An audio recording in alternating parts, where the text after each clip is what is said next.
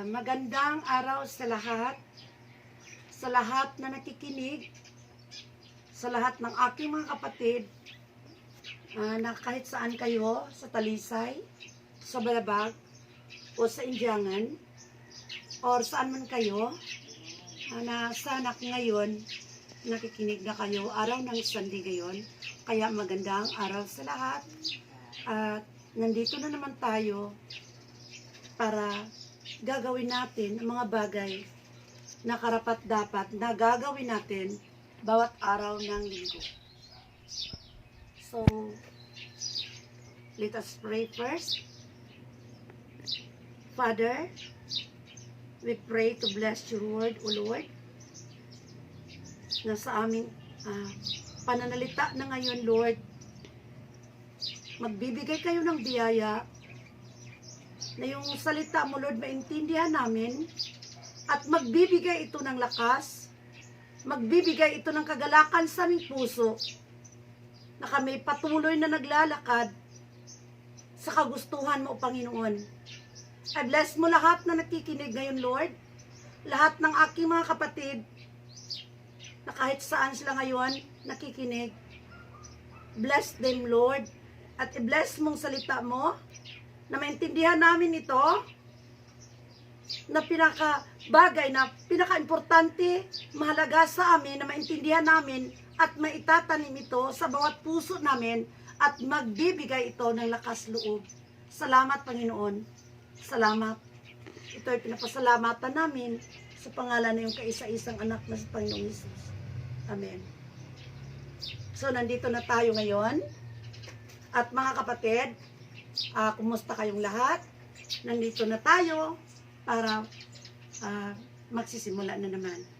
Kaya,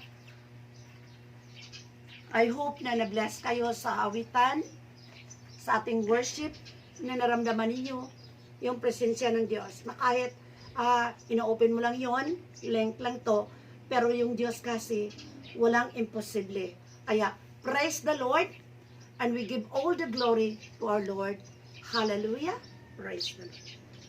Ang ating pananalita ngayon ay bubuksan natin ang ating Biblia sa Ilonggo. Basahin natin ito.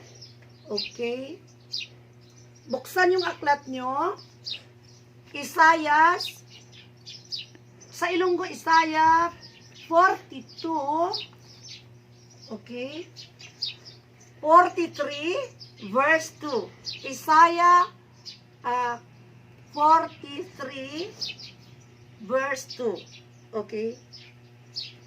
Kaya magbabasa na tayo ngayon. Makikinig kayo dahil maintindihan niyo ito dahil Ilonggo ito na Biblia. Verse 2. Okay? Isaiah 43 verse 2. Kung mag-agi ka sa madalom mga tubig, magaupod ako sa imo. Ang imo nga kabudlayan, hindi makadaog sa imo. Kung mag-agi ka sa kalayo, hindi ka masunog. Ang magbudlay nga mga pagtilaw, nga nagaabot, hindi makahalit sa imo. Kay ako amo ang Ginoo nga imong Dios, ang balaan nga Dios ang Israel, nga nagaluwas sa imo. Hallelujah, praise the Lord. Punta tayo dito sa verse 10 and 11. Okay, 10 to 11. Mga tao sang Israel, kamo ang ako mga saksi. Ginpili ko kamo subong, akon alagad. Agod makilala ninyo ako, kag magtuo sa akon, kag makahibalo nga ako lamang amo ang Dios. Luas sa akon wala na sing iban nga Dios. Halin sang una tubtob karon. 11. Ako lamang amo ang Ginoo, ang isa nga amo lamang nakaluwas sa inyo. Amen. Kaya mga kapatid, narinig nyo yan. Ano yung salita ng Diyos? Dito sa English, when you pass through waters, I will be with you. And though the rivers this shall not overflow thee. When thou walkest through the fire, thou shalt not be burned, neither shall be the flame kindled upon thee.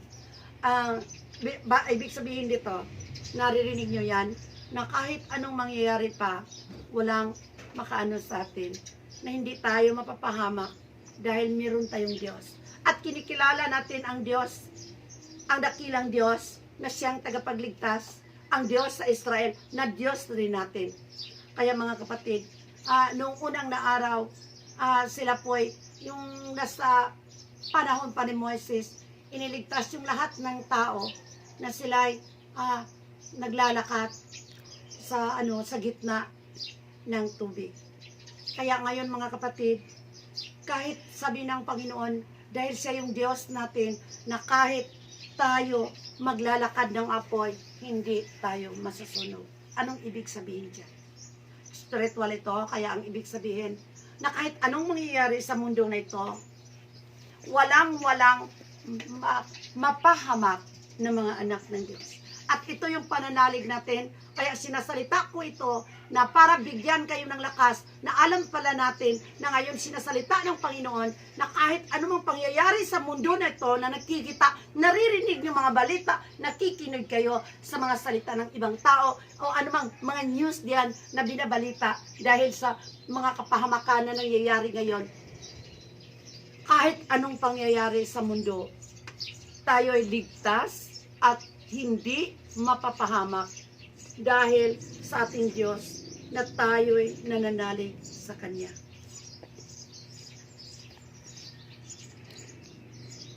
Mga kapatid, alam natin ng ating kaligtasan ay nasa kamay ng Diyos. Kaya napakalaking pasalamat natin sa buong buhay natin, sa buong puso natin na tayo'y iniligtas ng Diyos. Tingnan mo natin, magbabasa tayo. Okay?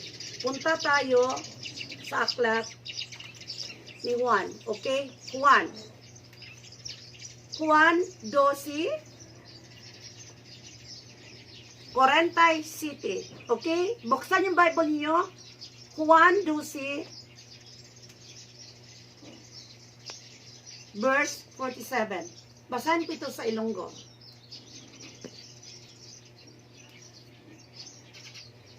Kung ang bisan sino nga nagapamati sang akong mensahe, wag wala nagatuman ni sini, hindi ako ang magahukom sa iya. Nag-abot ako, hindi sa paghukom sang kalibutan, kundi pagluwas sini. Narinig ninyo yun? So the Lord, sabi niya, siya ay tagapagligtas. Okay, tama yun. Siya ay isinilang at siya ay nagpapakamatay dahil sa ating kasalanan. Kaya, ano yung salita dito na ibig sabihin? Ay babasahin ko rin ng English, 12:47. And if any man hear my words, kung may makikinig sa salita ko, at hindi siya maniniwala, I judge him not.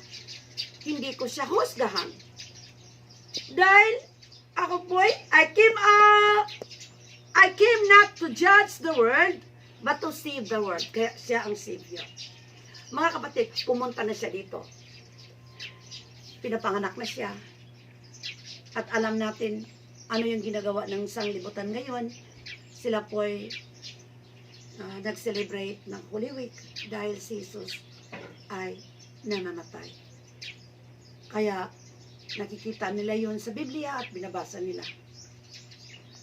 At sabi ng Biblia, siya pumupunta dito, ito yung salita talaga ni Jesus, na kung sino man ang hindi maniniwala sa akin, hindi ko siya husgahan. At bakit? Dahil ako'y pumunta sa mundong ito para iligtas yung tao. Okay. Anong ibig sabihin dyan? Alam na natin na si Jesus nagpapakamatay bayad sa kasalanan. Sabi niya, hindi siya maghuhusga. Kaya mag-iisip kayo, Lord, hindi ka naghuhusga. Bakit hinahayaan mo ngayon na maraming nangyayari sa buong mundo? yung COVID-19. Napakaraming taong namamatay. Lalo na sa US ngayon, marami na. At marami ng infected na doktor, namamatay na doktor, mga frontliner, napakarami na nila. Ano yung mga bansa na yan? Napakaraming patay sa Iran, sa Italy, sa France, sa Spain. Kahit dito, meron ding namamatay na malapit ng mag 200. Pero may gumagaling rin, salamat sa Diyos. Pero yun ang masamang balita, na maraming na-infected. Na 152 na ka-doctors, yung manggagamot, at 63 nga na nurses na na-infected. Kaya kailangan na tulong-tulong na tayo magdasal dito. At ang panalita kong ito, Lord, kayo po'y tagapagligtas. Bakit ba nahayaan mo yung mga tao na mamatay?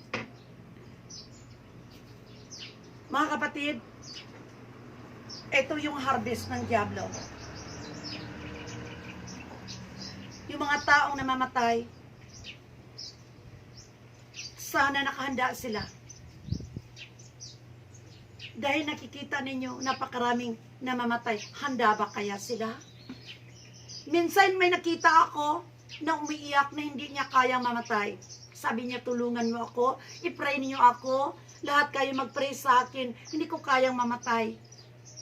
Natatakot ako mamatay, hindi ako makahinga. Kaya may maraming tao na hindi talaga handang mamatay. Bakit? Dahil hinahanap pa nila yung Diyos sa buhay nila.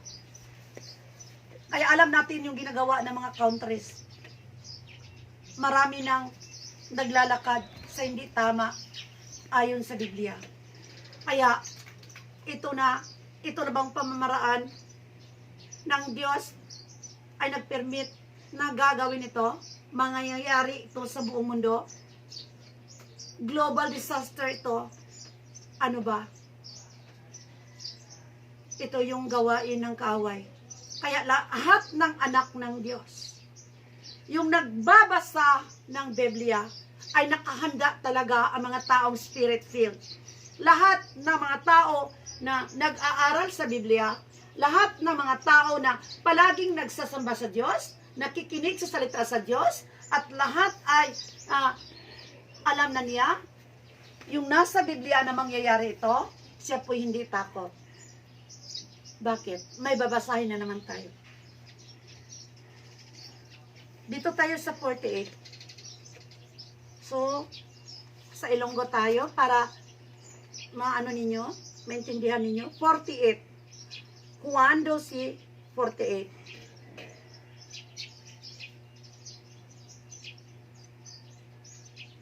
Pagahukman ang bisan sino nga nagasa sikway sa akon, kag wala nagabaton sa akon mensahe.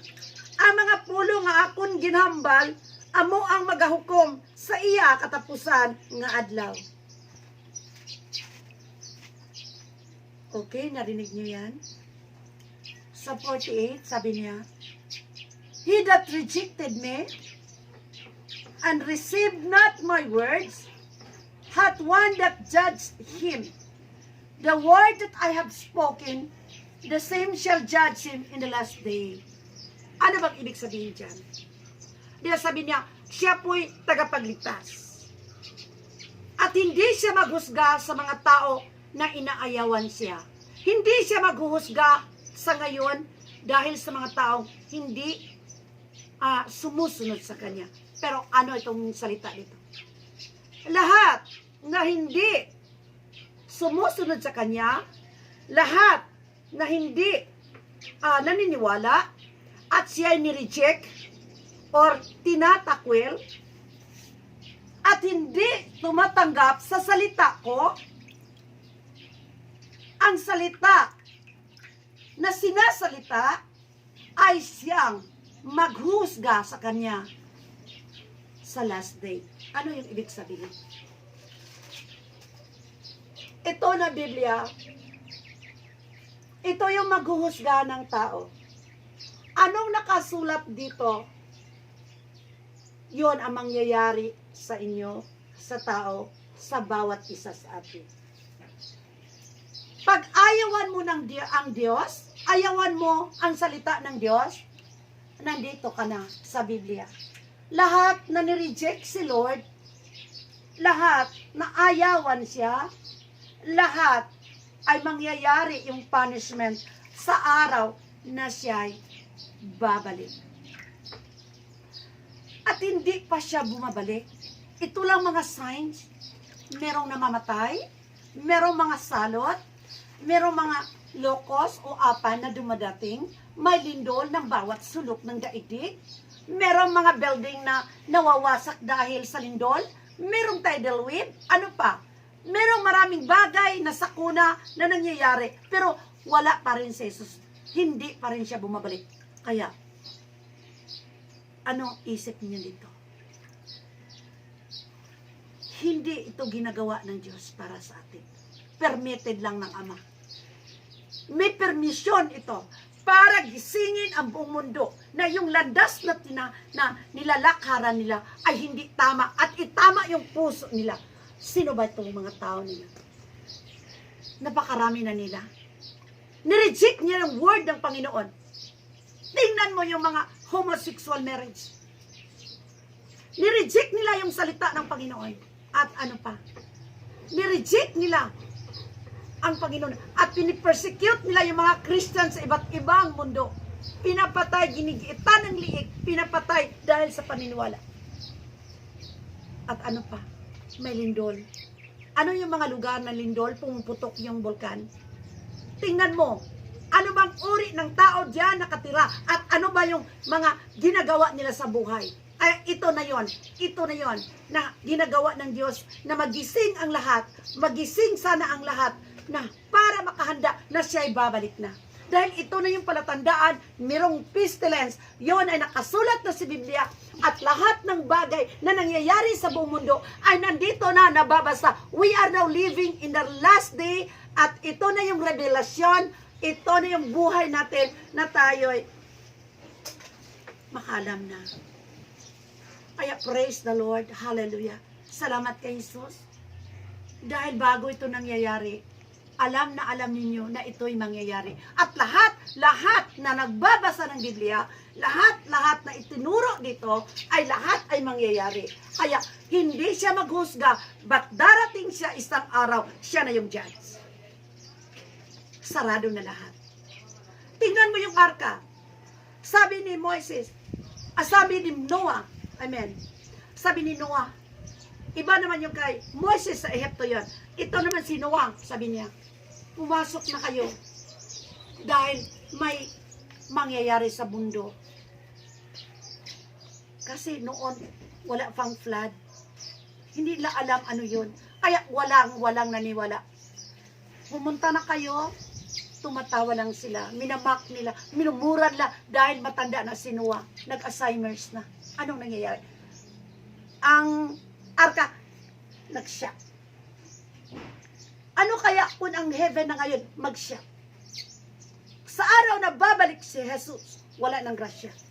Hindi na siya isang savior. Ngayon, isa pa siyang tagapagligtas. Isang araw babalik siya dito sa mundo at siya isa ng maghuhusga. He is a judge and will punish at lahat ng gumagawa ng kasalanan, ipapunish niya.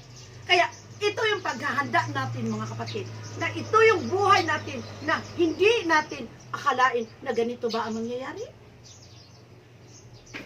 Nakasulat na ito. Ay, lahat ng tinuturo sa Biblia na ito, lahat na binibigay ng Diyos na ating papansinin, ito ay salita ng Diyos. Kaya mangyayari ito at nangyayari na yung mga signal, mga signs na darating siya. Ano bang sabi ng Matthew 24:4? Kahit buksan natin yan. Matthew 24:4. Sa Ilonggo kayo. Sige, madali lang yan. Matthew 24:4. Okay, makinig kayo.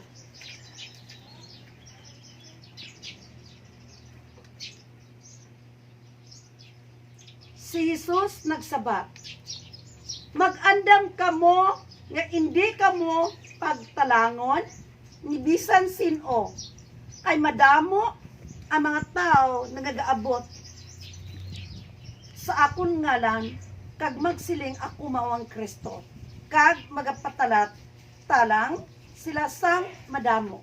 Okay? Alam na natin meron ng Antichrist dito na dumating na napakarami na kahit sa atin. Alam na natin sino yung mga Antichrist dito sa ating Pilipinas. At alam ko at alam na ninyo dahil kilalang kilala na siya yung Antikristo. Pero yung sentro ko dito, yung 4, yung 4 na sabi niya,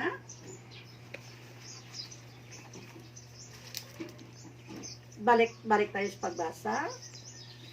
Si Jesus nagsabat, mag-andam kamo nga hindi kamo pagtalangon ni bisan sino.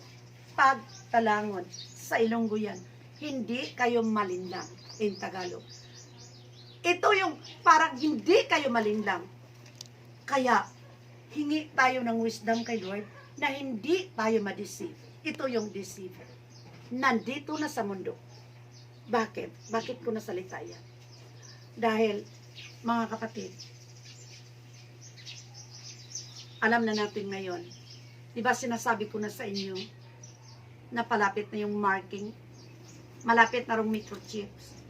Kaya, itong tao na to, sabi niya, ito daw ang pinakamabisang gagawin sa buong mundo, na bigyan tayo ng bakuna. Kaya nagsisimula sila ng pagbabakuna at yung bata na binabakuna nila, ayon sa nabasa ko, 7 bata agad namatay sa Africa. Fake news man yun or hindi, kailangang makikialam tayo at malaman natin na hindi tayo ma-deceive at maling lang sa ganitong pamaraan. Bakit? Yung vaccination na yon para hindi tayo maano sa COVID. Oo, vaccination yan. Pero alam niyo na yun ang access na ng 5G. Kaya sino ba yung tao na nag-invento ng ganon? Siya ngayon nagsasalita na sa Amerika na para malunasan, makabili tayo, makalakad tayo, mawala yung quarantine, na hindi na tayo magtatago, bakuna na talaga para hindi kayo maano ng COVID. Tama kaya ito? Yung bakuna ba ang mas safe tayo? O yung Panginoon natin na nasa itaas? At ano bang bakuna na ito? Ito yung opening ng marking.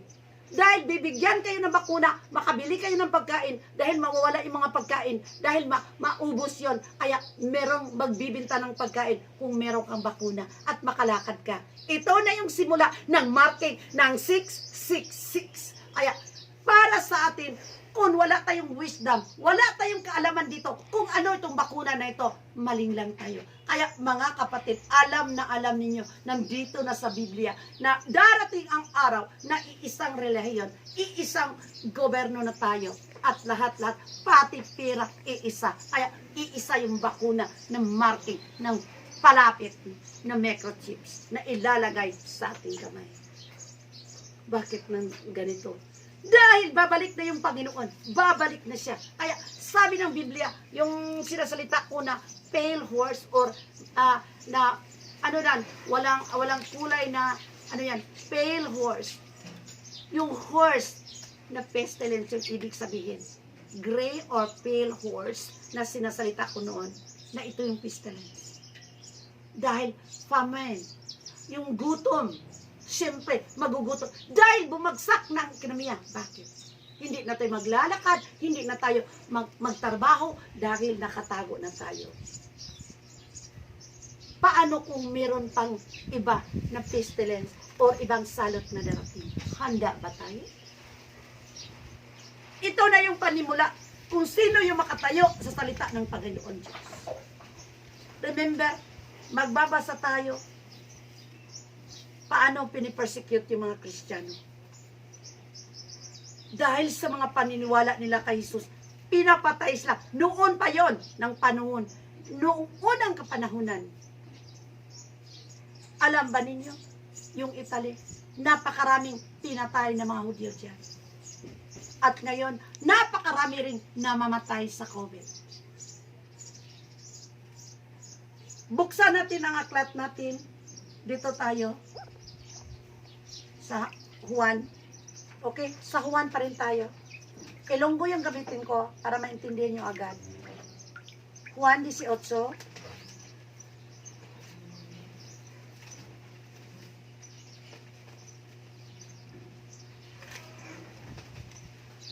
City. Juan 18, 30 City. Okay, open your book. 18, Juan 18 verse 37.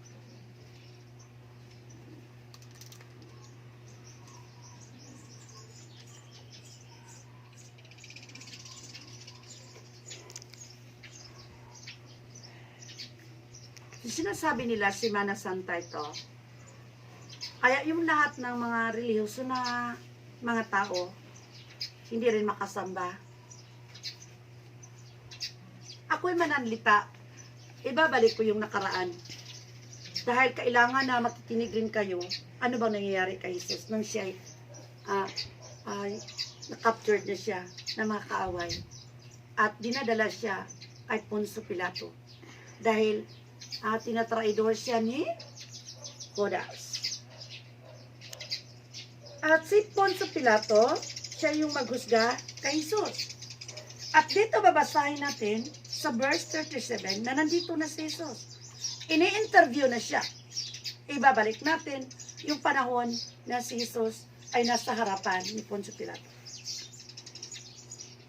Gani si Pilato nagpamangkot sa iya, kung amo gali, hari ikaw? Si Jesus nagsabat, ikaw nga nagsiling nga ako isa ka hari, tungod sini nagpakatao ako kag nag-abot sa kalibutan sa pagsaksi sa kamatuoran. Ang bisan sino nga yara sa kamatuoran nagapamati sa akong tingog. Si Pilato nagpamangkot, ano bala ang kamatuoran? Mga kapatid, basahin ko ito sa English. 18th verse.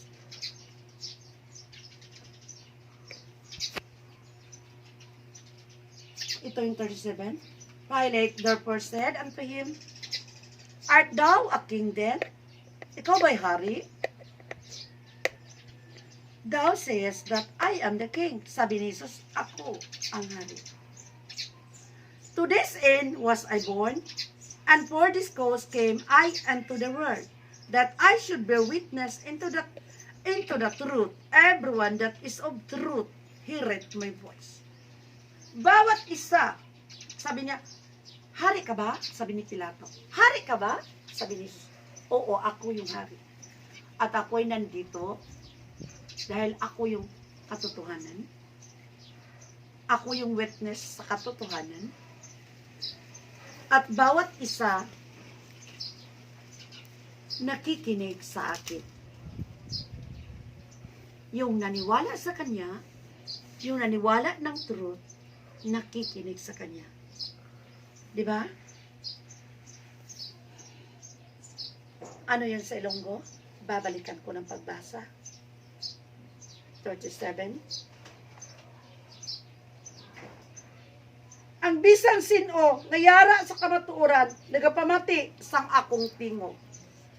Sino ngayon ang nakikinig sa salita ng Diyos? Yung naniniwala na siya yung truth. Jesus Christ, He is the way, the truth, and the life. Siya yung katotohanan, siya yung buhay, siya yung daan. Siya ang daan patungo sa Ama. Kaya siya yung truth. Kaya sabi ni Pilato, sino ka? Ikaw ba ang hari? Ako. At anong nangyayari? Ano ba? Paano ba kita pagsabihan nito? Yung mga tao, gusto nila mamamatay ka sa krus. Kaya hindi na nagsasalita si Jesus, silent na siya, hindi rin siya nagkumikibo. Then Pilate, si Pilato, kinuha niya si Jesus at binugbog. Kaya, binugbog. Ano yan sa Ilonggo? Babasahin ko sa 19. Okay. Dayon, ginpakuha ni Pilato si Jesus kag ginpahano. So, ano yan?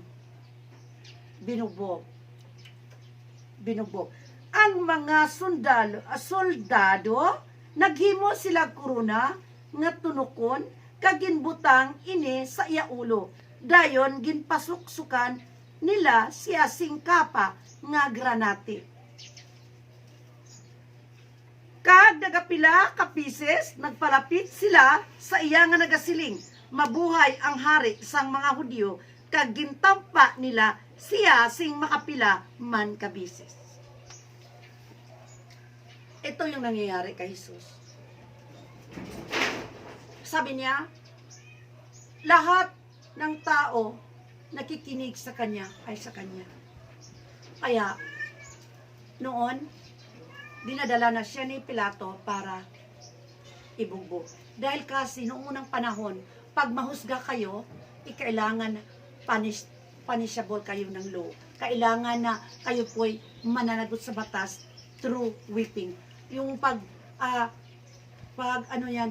pagbugbog. At hindi lang yung pagpako sa krus kung malaki yung kasalanan ng tao. At alam ba ninyo, nang si Jesus binugbog nila, sinasaktan ng maraming bisis. Alam niyo yung pagbakol? Matindi yung bakol na ginagawa nila. Yung bakol na ginagawa nila para yung bakol ng kabayo. Pagkatapos, yung dulo dito, merong ganito. At bawat dito, may mga pako. Na bawat bakol doon, paglagay ng katawan ng tao, iganon mo, lahat ay wasak yung laman. Kaya walang naiwan sa kanyang laman. Doon sa likuran, lahat nawawasak yung katawan ng Panginoong Hesus. At hindi pa yun natatapos. Dinadala pa siya, kinarga niya yung krus na pinakamabigat. At budlay gid siya. Pero hindi gid siya nagpuntat sa paglakat. Dumating na sila doon sa Kalbaryo at doon na siya pinapak. Ito yun. Yung mga hapdi na naramdaman ng Panginoon, wasak na yung katawan niya. Ito yung nagpapagaling sa ating lahat ng sakit. Kaya binibigkas natin sa komunyon na yung ibang mundo, sila po'y nag-celebrate na itong Holy Week na ito ay araw or Semana Santa na si Jesus ay namamatay. Bayad sa kasalanan natin. Pero tayo, bawat Sunday, tayo po'y nag-celebrate. Kaya meron tayong komunyon. Yun ang dapat niyong isipin. Bawat Sunday, tayo nag-celebrate sa kanyang kamatayan at sa kanyang pagbuhay. Dahil sa dugo ni Jesucristo, doon tayo nailigtas. Kaya hindi pwede na 1 year mag-celebrate tayo. Bawat Sunday, may communion tayo. Kaya uminom tayo ng kupa at ng broken na tinapay na tipik-tipik. Dahil yun ay symbol ng pagkakamatay ng ating Diyos. Kaya iba tayo. Iba yung paniniwala natin. Hindi tayo yearly na mag-celebrate. Bawat Sunday. Kaya hindi tayo titigil sa pagsamba ng Diyos. Dahil bawat Sunday, sineselebrate natin yung pagkamatay ni Jesus. Dahil yung dugo na nabuhos ni Jesus sa Kalbaryo, siyang nagbibigay daan na may iligtas lahat na nagsisi. Oo. Lahat nagsisi at nagpabautiso sa pangalan ni Jesucristo sa tubig. Binabautiso rin kayo ng Holy Spirit. Kaya kayo'y nakatanggap ng Espiritu Santo at kayo'y witness din na yung salita ni Jesucristo na nandito sa Biblia ay totoong totoo, na siya yung katotohanan, na bibigyan tayo ng kaligtasan dahil sa Espiritu Santo na binigay sa atin, at hindi yan maibibigay kung hindi siya namatay sa krus at nabuhos yung dugo niya sa Kalbaryo. Ito yung pag-ibig ng Diyos, na sinasakripisyo niya yung kaisa-isa niyang anak para sa atin na tayo'y mailigtas. At ngayon, babalik din siya. Kaya, tayo'y handa na. Ito yung pinaghandaan natin. Bakit ba nagsasamba tayo sa Espiritu at katotohanan? Para ano ito? Hindi para sa mundong ito.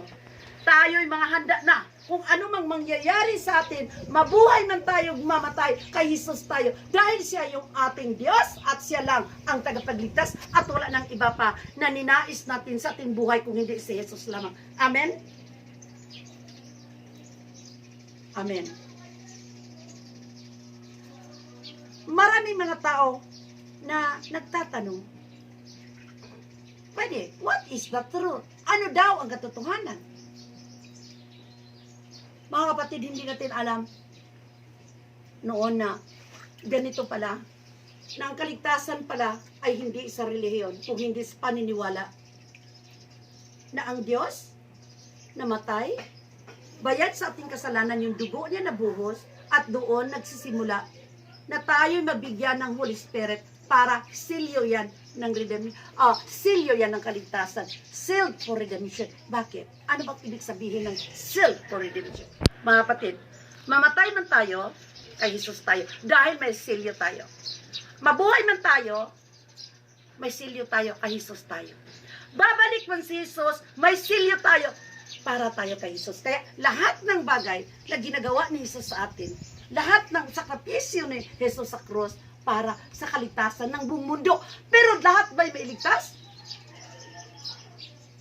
Dahil sino man yung mag-reject sa Kanya, yun din ang maghuhusga sa Kanya. Yung salita na nandito sa Biblia, anong mangyayari sa inyo? Ito yung mangyayari mo.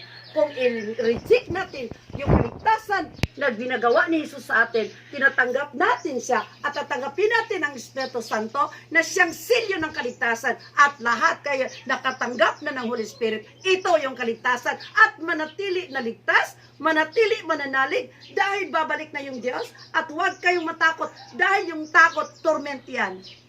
Pagmahal mo ang Diyos, hindi ka matatakot. Kaya, sino yung matatakot? Siya ang susundin ng mga dyablo. Bakit? Siya yung author lahat ng takot at hindi yung Diyos. Yung pananalig natin, hindi tayo takot dahil yung Diyos kasama natin. Nandito siya sa puso natin at tinatangkilik natin siya, sinusunod natin siya at tayo nagsasamba sa Kanya sa Espiritu at katotohanan at hindi tayo takot kung ano mang mangyayari sa mundo na ito. Nakahanda tayo dahil anak tayo ng Diyos. Amen? Babasa tayo ng 1 John. Basahin po Ilonggo talaga.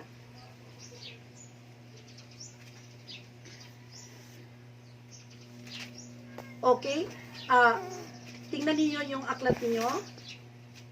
1 John. Una Juan. 1 John chapter 6. Okay? 1 John chapter 6. O, nandito na tayo. Aklat nyo, buksan nyo. Una Juan, size city.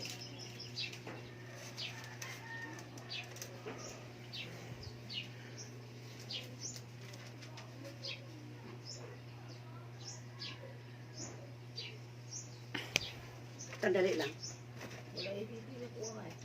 Okay. 5. So, binibuksan ko pa yung aklat.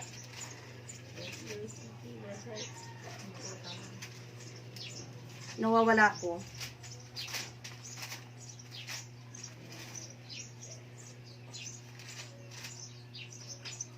Okay. 5 chapters. 5 ito. Chapter 1 John chapter 5 verse 7. Okay. 5 verse 7. Basahin ko ito sa Ilonggo.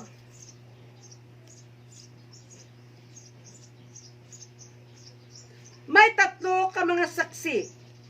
Ang Espiritu, capital letter ito, ang tubig, kag ang dugo. Kag ining tatlo nagahisgot. So, amen? Gusto ko na basahin ito sa English.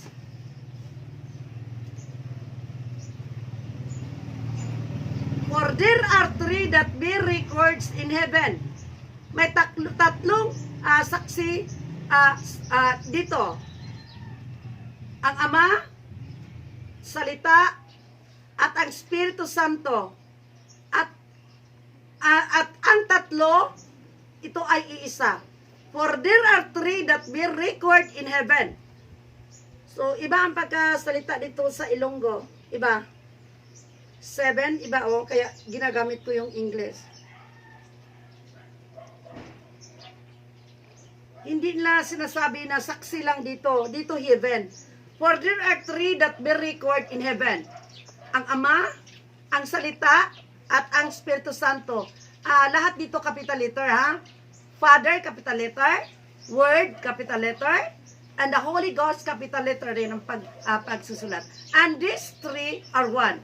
Ito yung saksi sa kalangitan, sa kaharian. Pwede rin ang pag-interpret ganun mo. Dahil hindi sinasabi dito sa Ilonggo na Bible. Ang Ama, so this is the Almighty Father. The Word, sino ba yung salita? Ito ay si Jesus Cristo. At ang Espiritu Santo. At ang tatlo ay iisa. So, this is na ano yung paniniwalaan natin? Ang Ama, ang Anak ng Diyos, at ang Espiritu Santo. Punta tayo sa 11.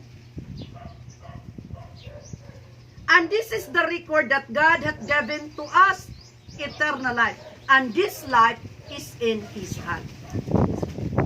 In His Son. Okay. Basahin ko ito ng 11 dito para maintindihan niyo sa Ilonggo.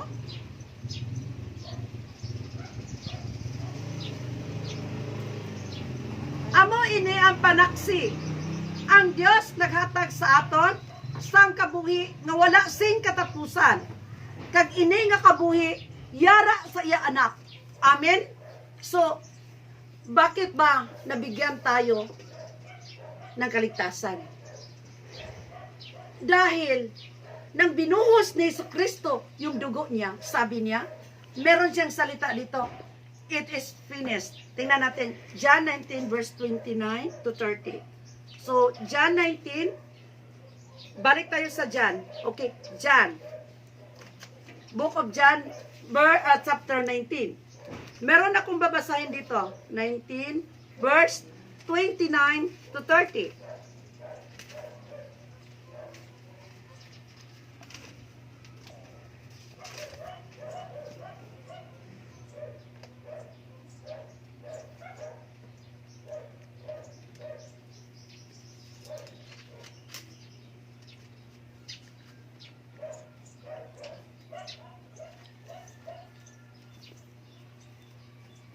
Sandali lang. Hinanap ko maliliit kasi. 18.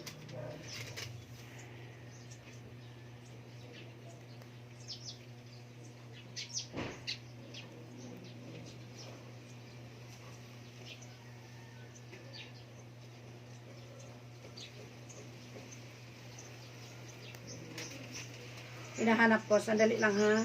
Ito kasi, nakita ko dito na yung sa John, na binubog yung si Jesus, may salita siya bago siya namatay, at alam natin kung ano yung salita na sinasalita niya. Okay? Ito pala, chapter 19, Juan 19, verse 29 to 30. Ito sabi, now there was set a vessel full of vinegar, and he filled a sponge with vinegar, and put it upon hyssop, and put it unto his mouth. Then Jesus therefore had received the vinegar, he said, it is finished. And he bowed his head, and gave up the ghost. Okay, pinaka-importante, basahin ko ito sa Ilonggo, para mapansin ninyo, ano ba ito? Dahil kailangan kasi na marinig niyo sa Ilonggo. Kaya babasahin ko to. Okay, 19. Chapter 19, verse, 29.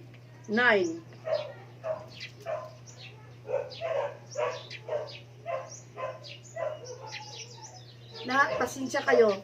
Dahil nagkaiba yung Biblia dito sa Ilonggo. Iba talaga ang nilagay. Kaya minsan hindi ako gumagamit ng ibang KJV lang ako. Iba ang nakalagay dito. So, hindi ko yan gagamitin. Okay, tingnan ko kung nag-coincide ba. May tibo dito nga puno sang maaslom nga bino. Gani gintusmog niya ang ipungha sa bino. Gintakod sa sanga sang tanom nga ginatawag isupo. Kag gintungol sa baba ni Jesus. Sang madimdiman ni Jesus ang bino, nagsiling siya. Tapos na. Dayon, nagduko siya kag napatay. So, kasi ito yung bino na ano yan sa Bisaya, abdo. Yung better ba? Yung mapait na parang hindi yung lasa ng marguso, hindi. Na wine ito, pero napaka, yan sa inyo, bitter, yan sa Ilonggo pagka sabi, na mapait, mapait. At ito yung bino na may vinegar. Ano yung vinegar? Yung aslom. Kaya aslom, pait na aslom. Binibigay nila, painumin nila si Jesus. Sa amin doon, tinatawag yan abdo. Pagkatapos yung abdo mapait yon, ginawa yan ng wine at vinegar. Ilagay niya sa bibig ni Jesus, nang nakatikim si Jesus, dahil sabi niya na uuhaw ako, binigyan nila ng aslom na bino na may vinegar na may mapait. Kaya tawag dyan abdo sa amin. Pagkatapos, nilagay sa bibig ni Jesus, hindi niya ininom dahil nalasahan niya na iyon pala'y mapait. Bakit? Dahil noong unang panahon, pag meron kang sakit, pag uminom ka ng abdo or yung bitter taste na wine na yon na ginagawa ng vinegar at bitter or mapait, mawawala yung sakit sa katawan hanggang mamatay kayo. Kaya, ito na, inaayawan ni Jesus dahil dinadaramdam niya at nararanasan niya paano ba ang taong naghihingalo sa sakit na dinadanas niya. Hindi niya ininom yon. Pinahintulutan niya na ayawan yon. Pwede namang inumin niya, mawala yung sakit, pamamanhid ng katawan dahil yun para yung gamot ba na mamatay yung tao na hindi makaranas ng sakit. Kaya inaayawan ni Jesus dahil inumin niya iyon, mawawala ang sakit. Kaya siya po sabi niya, it is finished. At siya'y namatay. Yun ang buhay na naranasan ni Jesus nang siya'y pumunta sa daigdig na ito. Pinipersecute siya at nireject ang totoong Diyos na hari natin. Kaya sa araw na babalik si Jesus, lahat na gumagawa ng pag-reject sa Kanya, ayawan yung salita niya, ayawan yung Biblia na paniniwalaan niya, at hindi siya sumusunod sa anumang nasulat dito, siya po'y na-condemn na. He that believed that he is already condemned. Ay mga kapatid, nakakatakot yun. At kung tayo man ay mayroong Espiritu Santo at yung buhay natin hindi rin nagbabago bilang isang totoong Kristiyano, paano kayo maka-stand? Paano tayo maka-overcome pagdating ng araw na tayo i-persecute rin? Dahil sabi ni Jesus, lahat kayo i-persecute dahil sa aking pangalan. Kaya napakaraming tao ngayon, pinipersecute sila, pinapatay, Pero yung ibang Kristiyano, napakasarap mabuhay. Bakit? Parang walang obligasyon, walang problema. Hindi yan totoo. Dahil yung Kristiyano na kahit hindi siya pinipersecute, mabuti pa yung pinipersecute ka, ayawan ka nila na magpunta sa simbahan. O, tingnan mo, nilockdown yung church natin. Ano ba talaga ang totoong pangyayari ito? Ito yung bigay ng Diablo para i-lockdown yung church, para mawala yung paniniwala at kayo po'y mawala ng apoy sa pagmamahal ng Diyos. Dahil na-lockdown tayo, mali. Dahil lalo tayong iibigin at mamahalin natin ang Diyos. Kahit na-lockdown tayo, kahit hindi tayo nagsama-sama, makarinig pa rin kayo. At salamat sa Diyos dahil may internet pa tayo. Paano kung isang araw wala na kayong marinig? Kayo ba'y mananatiling ligtas? Kayo ba'y manatiling ligtas at iisipin ang Diyos? At paano kung sunugin itong Biblia katulad ng ginagawa ng ibang country? Sinunog yung Biblia. Paano kung isang araw darating sila na sabihin, ano ba ka? Hindi ka pa magpamarka? Hindi ka na makakain. Bakit? Wala ka ng pera, walang mabibilhan dahil wala kang marka. Ito na yung araw na kailangang makita ng Diyos sino ka. Kayo ba'y kambing? O kayo ba'y karnero? Kayo ba'y sang-ayon na lang sa kanila dahil nagugutom ka? Kaya sang-ayon ka na lang na papunta sa karian ng sa punishment? Patungo sa impyerno dahil sa tiyan mo nagugutom? Yun lang ba ang kapalit ng pagpakamatay ni Jesus para sa atin? Yung pagdusa niya, yun lang ba ang kapalit? Kain lang, pagkain lang. Kaya hindi natin gagawin yun. Mananatili tayong ligtas, mananatili tayo na magsamba, at maghihintay tayo sa pagbabalik ni Jesus. Dahil napakarami na ngayon na mga nakikita ko, kahit sa Facebook, nakikita ko na yung mga bagay-bagay na anong pangyayari. Sana walang lindol na babalik. Dahil kanina may lindol, Saturday morning, may lindol sa Luzon at sa Mindanao, 5.5 lang. Kaya, anumang lindol na darating, hindi yan lindol na basta-basta lang. Darating din ang lindol na napakatindi ng lindol. Kaya, kailangan patuloy tayo sa pananalig sa Diyos.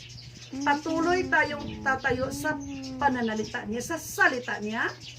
Patuloy tayong magkikinig sa pananalita niya. Dahil kahit lockdown man tayo, hindi tayo magsama-sama mga kapatid. Sa espiritu at pagsamba, nagsasama din tayo sa pagmamahal ng Panginoong Hesus. Amen? Amen. Tayo nagkakaisa sa pagsasamba sa Diyos, sa espiritu at katotohanan, at hindi tayo matatakot kung anong gagawin nila sa atin. Dahil mabuhay man tayo, mamatay, kay Jesus tayo.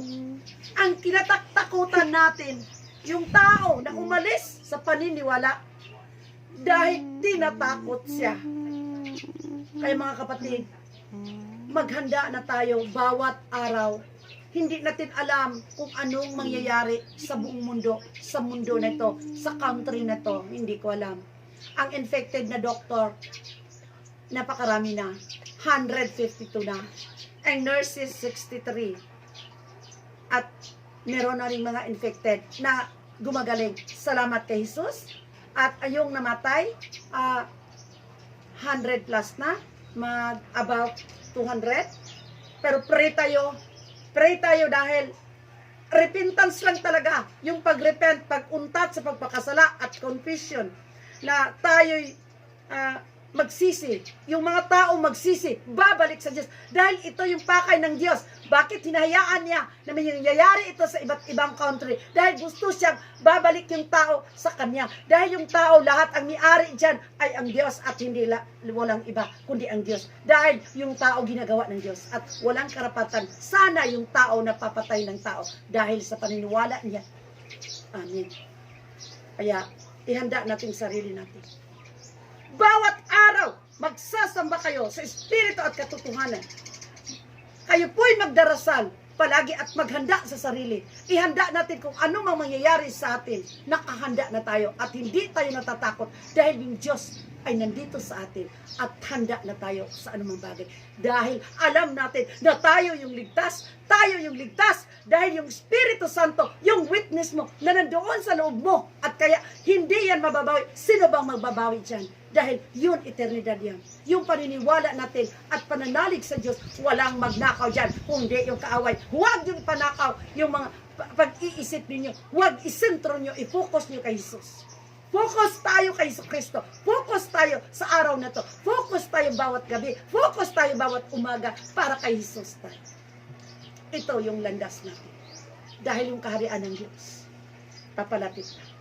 Babalik na si Jesus at hindi natin alam. Quickly, babalik siya at hindi tayo mabibigla. Dahil alam natin na siya ay darating na parang magnanakaw. Amen? Ay salamat kay Jesus. Salamat sa word niya. At sana kayo'y nakakain rin. Salamat sa Diyos sa araw nito. God bless sa lahat na nakikinig. Amen. Amen. Amen.